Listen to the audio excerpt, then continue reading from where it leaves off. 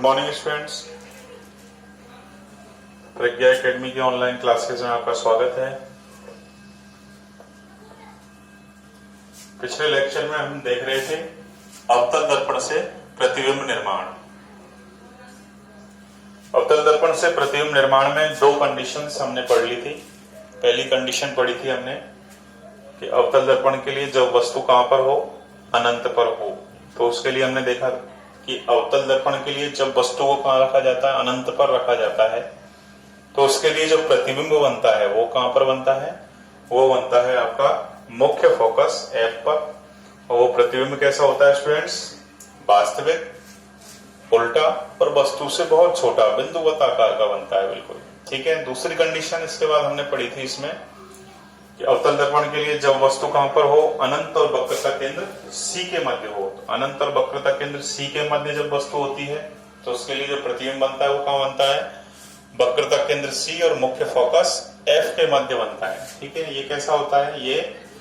ये होता है आपका वास्तविक, उल्टा और वस्तु से छोटा बनता है। ठीक है। आज हम पढ़ेंगे तीसरी कंडीशन, जब वस्तु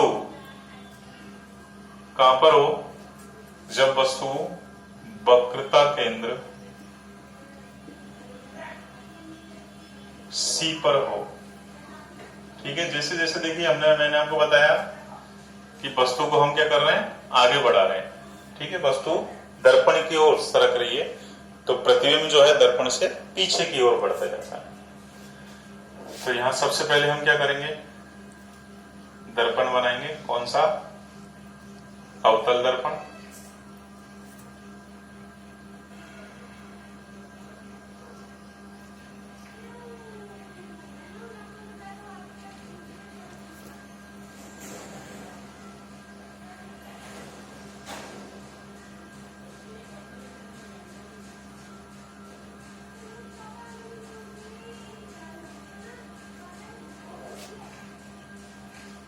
तो ये ध्रुव P,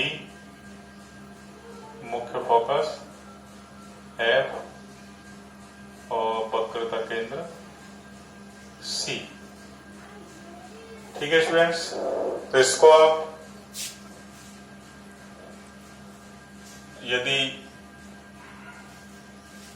स्केल की सहायता से बनाएंगे ढंग से, तो प्रतिबिंब जो है, जैसे अभी वस्तु कहां पर है, वक्रता केंद्र C। ठीक है। तो प्रतिबिंब जिस स्थान पर बनना चाहिए, यदि स्केल की सहायता से ढंग से आप बनाएंगे इसको, तो प्रतिबिंब बिल्कुल एग्जैक्ट उसी स्थान पर बनेगा। ठीक है। तो यहां पर देखें, वस्तु को हम कहां पर रखना है, वक्रता केंद्र C पर रखना है। तो वस्तु वक्रता केंद्र C पर हमने रख दी है। ठीक है। वस्तु से क्या है, प्रकाश किरणें चलती हैं, मुख्य अक्ष के समांतर चलकर दर्पण पर आपतित होती हैं। तो ये मुख्य अक्ष के समांतर चल रही है और दर्पण पर आपतित हो रही है। ठीक है। यहां से क्या होगा, इनका परावर्तन। परावर्तन के बाद बताइए कहां होकर गुजरेगी? नियम नंबर 1 के अनुसार ये मुख्य फोकस F से होकर गुजरती है। ठीक है। दूसरी प्रकाश किरण, देखिए प्रतिबिंब निर्माण के लिए मैंने आपको बताया था कि कम से कम दो प्रकाश किरणों का एक दूसरे को प्रतिच्छेद करना क्या होता है, आवश्यक होता है। तो दूसरी प्रकाश किरण जो है वो ध्रुव P पर आपतित होती है। ठीक है। और उतने ही कोण के साथ क्या हो जाती है, परावर्तित भी हो जाती है। देखिए प्रतिबिंब का बन रहा है बिल्कुल इस स्थान पर, ये एक दूसरे को काटती है और यहीं पर बिल्कुल एग्जैक्ट वक्रता केंद्र C पर ही इसका क्या बनता है, ये प्रतिबिंब बनता है। ठीक है स्टूडेंट्स। यदि आप इसको बिल्कुल स्केल की सहायता से सही ढंग से नाप तोल कर बनाएंगे तो प्रतिबिंब बिल्कुल इसी तरह आपका एग्जैक्ट वक्रता केंद्र C पर ही बनेगा। ठीक है। तो हम देख रहे हैं कि जब वस्तु कहां पर हो, वक्रता केंद्र C पर हो, तो प्रतिबिंब कहां बनता है, वक्रता केंद्र C पर ही बनता है। कहां बनता है प्रतिबिंब? वक्रता केंद्र C पर ही बनता है। अब इस प्रतिबिंब की विशेषताएं क्या होंगी, जैसे हमने पिछले प्रतिबिंबों में देखा, तो इसकी विशेषताएं देखें। तो देखिए ये प्रतिबिंब जो बन रहा है इसमें दोनों प्रकाश किरणें एक दूसरे को वास्तविक रूप से काट रही है, तो इसलिए प्रतिबिंब कैसा हो गया, पहली बात तो वास्तविक हो गया। और वास्तविक प्रतिबिंब कैसे होते हैं, उल्टे होते हैं। ठीक है, इसको अपन ऐसे भी देख सकते हैं कि प्रतिबिंब यदि मुख्य अक्ष के नीचे बन रहा है तो प्रतिबिंब कैसा है, उल्टा। मुख्य अक्ष के ऊपर बनता है तो प्रतिबिंब कैसा बनेगा, सीधा बनेगा। तो यहाँ पर ये प्रतिबिंब कहाँ बन रहा है, ऊपर या नीचे, नीचे बन रहा है, इसलिए कैसा हो गया, ये उल्टा। तो पहली विशेषता देखी हमने कि वास्तविक है, उल्टा है। ठीक है, जो कि जहां पर वस्तु है वहीं पर उसका प्रतिबिंब बन रहा है, इसलिए कैसा है, बिल्कुल वस्तु के बराबर। ठीक है, जितने आकार की वस्तु है उसी आकार का प्रतिबिंब भी बनता है, ना छोटा ना बड़ा। तो ये कंडीशन केवल मात्र यही कंडीशन ऐसी है जिसमें प्रतिबिंब जो है वस्तु के बराबर बनता है। परीक्षा में इस तरह भी पूछ लेता है वो। ठीक है, कि अवतल दर्पण के लिए वस्तु के बराबर प्रतिबिंब का निर्माण किस स्थिति में होता है, आवश्यक किरण चित्र द्वारा समझाइए। तो ये कंडीशन है कौन सी, कि जब वस्तु कहां पर हो, वक्रता केंद्र सी पर हो, तो इसके लिए प्रतिबिंब जो है बिल्कुल वस्तु के बराबर ही बनता है। ठीक है स्टूडेंट्स, तो ये आप ध्यान रखेंगे। तो यहां पर अपन क्या लिखेंगे कि अवतल, व्याख्या है इसकी कि अवतल दर्पण के लिए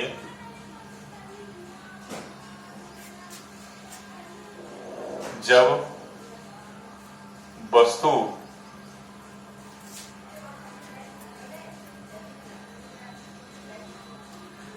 वक्रता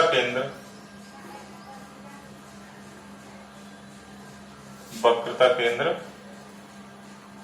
सी पर स्थित हो तो प्रतिबिंब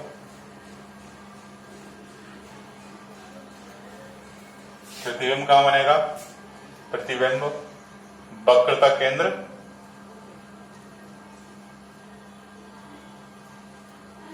सी पर ही बनता है। यह बताइए अब कैसा है, ये वास्तविक। तो यह वास्तविक, उल्टा एवं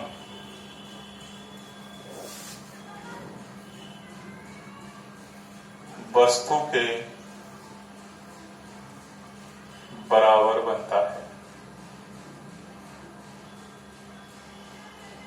ओके स्टूडेंट्स, तो ये हमने देखा कि जब वस्तु वक्रता केंद्र सी पर हो, किसके लिए, अवतल दर्पण के लिए, तो प्रतिबिंब वक्रता केंद्र सी पर ही बनता है। ये कैसा होता है, वास्तविक, उल्टा और वस्तु के बराबर बनता है। ठीक है, 3 कंडीशन हो गई आपकी। अब नेक्स्ट चौथी कंडीशन हम पढ़ेंगे।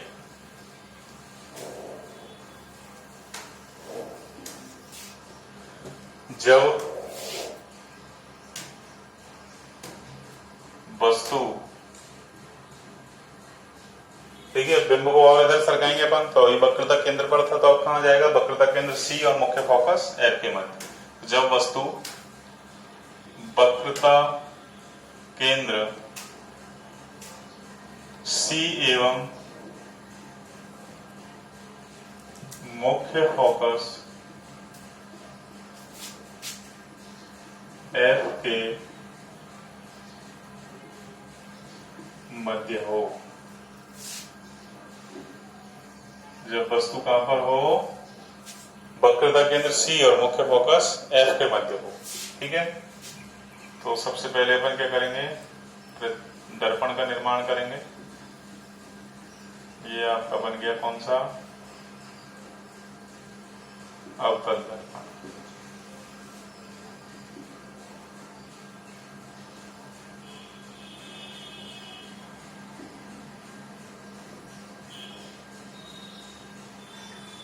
ये ध्रुव P,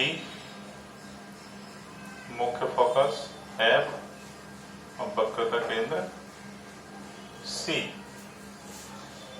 बताइए वस्तु को कहां रखना है स्टूडेंट्स, वक्रता केंद्र C और मुख्य फोकस F के मध्य। तो वक्रता केंद्र C और मुख्य फोकस F। इससे पहले जो कंडीशन पड़ी उसमें वक्रता केंद्र पर था प्रतिबिंब, वो वस्तु वक्रता केंद्र पर थी, प्रतिबिंब भी वक्रता केंद्र पर बना।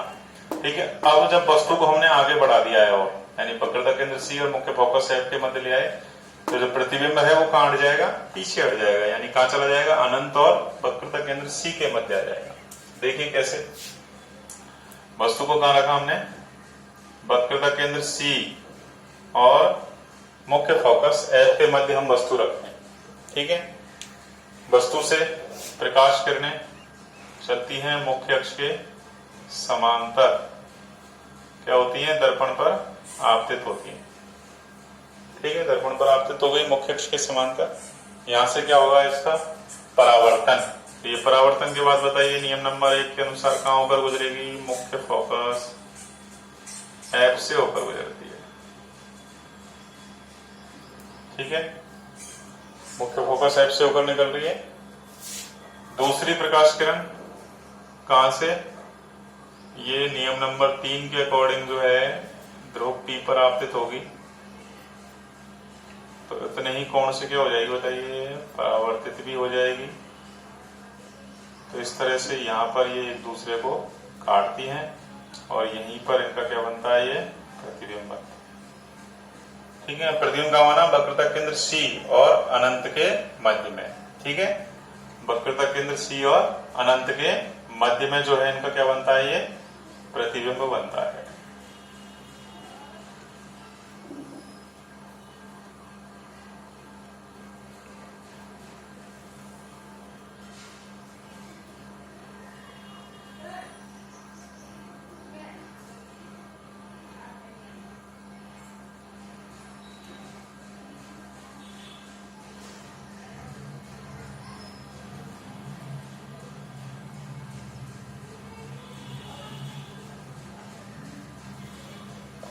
ठीक है स्टूडेंट्स, तो यहाँ पर देखिए अनंत और वक्रता केंद्र सी के मध्य में इनका प्रतिबिंब बनता है। इस प्रतिबिंब की विशेषताएं देखिए हम किस प्रकार की हैं। तो ये प्रतिबिंब देखिए, दोनों प्रकाश किरणें एक दूसरे को वास्तविक रूप से काट रही है, तो कैसा है, वास्तविक है। ठीक है, मुख्य अक्ष के नीचे बन रहा है इसलिए कैसा है, उल्टा है। और तीसरा, वस्तु से छोटा या बड़ा, तो स्पष्ट दिखाई दे रहा है वस्तु छोटी है, जबकि इसकी तुलना में प्रतिबिंब कैसा है, बड़ा है। ठीक है, तो यहाँ पर हम क्या लिखेंगे, इसकी व्याख्या लिखेंगे कि अवतल दर्पण के लिए, अवतल दर्पण के लिए जब वस्तु कहां पर हो, वक्रता केंद्र सी एवं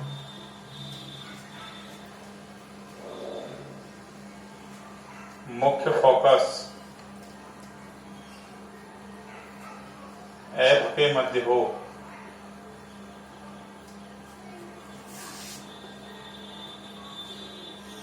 तो प्रतिबिंब कहां बनेगा, प्रतिबिंब बनता है अनंत और वक्रता केंद्र सी। प्रतिबिंब अनंत एवं वक्रता केंद्र सी के मध्य बनता है। यह कैसा होता है, देखिए यह वास्तविक, उल्टा एवं वस्तु से बड़ा बनता है। ठीक है स्टूडेंट्स, तो ये कंडीशन नंबर 4 थी अभी आपकी।